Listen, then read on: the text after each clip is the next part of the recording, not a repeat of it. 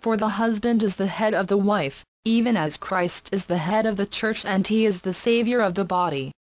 Therefore, as the church is subject unto Christ, so let the wives be to their own husbands in everything. Therefore, according to the teaching of Paul, the wives are the footstools and the husbands are the thrones.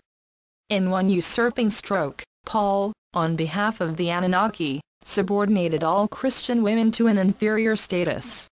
Many churches equate the teaching of Paul to the teachings of Christ. This is blasphemy. As evidence that the Anunnaki authored much of the Old Testament and also corrupted it, let us consider how they have manipulated the writings of Moses. In Exodus 24:7 is found a passage telling the people that they must be obedient to the blood sacrifice. Further, in Numbers 27:20, Moses was supposed to have said that the people must be obedient to Joshua. Again in Deuteronomy 4:30 Moses supposedly commanded his people to be obedient to God's voice in the tribulations and the latter days. Yet again, the Anunnaki purposely corrupted the sayings of Moses in Deuteronomy 8:20, where one is told that one must be obedient to God, or as the nations which the Lord destroyeth before your face, so shall ye perish. Because ye would not be obedient unto the voice of the Lord your God. These cannot be the words of the true God of love. These are the words of the Demiurge's chief agents, the Anunnaki.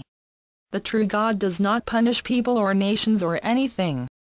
The only other time that the words "be obedient" appear in the Old Testament is in 2 Samuel 22:25, where it is found that strangers shall submit themselves unto me as soon as they hear, they shall be obedient unto me. Clearly, these are the words of the slave masters, the Anunnaki. There are only 3 other occasions where the words "be obedient" appear in the Bible, and all these are attributed to Paul, the Anunnaki. In 2 Corinthians 2:9 Paul directs his not Jesus followers to be obedient in all things. Ephesians 6:5 reads, "Servants, be obedient to them that are your masters according to the flesh, with fear and trembling and singleness of your heart, as unto Christ." Is not this awful? The last time the words "be obedient" appear in the Christian Bible is in Titus 2:9, where Paul says, "Exhort servants to be obedient unto their own masters, and to please them well in all things." Clearly, Paul was a representative for a god of terror and a slave master's henchman. As can be seen by the example of the quote "be obedient," it can be seen that Jesus tried to undo the teachings of the Anunnaki in the Old Testament, but Paul corrupted Jesus' teachings and in so doing, returned the god of fear and terror to power.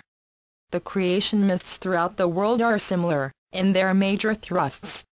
Why is this so?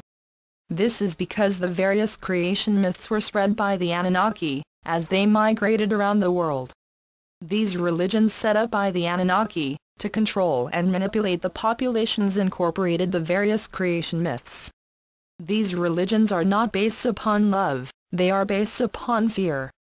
Wherever the Anunnaki went and conquered, they consolidated the people into densely populated communities, so they could better force the people to work for them, and to control them physically, emotionally, mentally, spiritually and economically, as slaves. They control by instilling fear and keeping the people ignorant.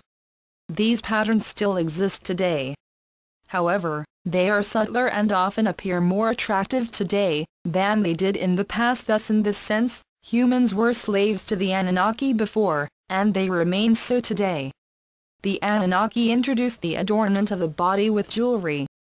They also promoted very expensive tastes that would force people into economic slavery.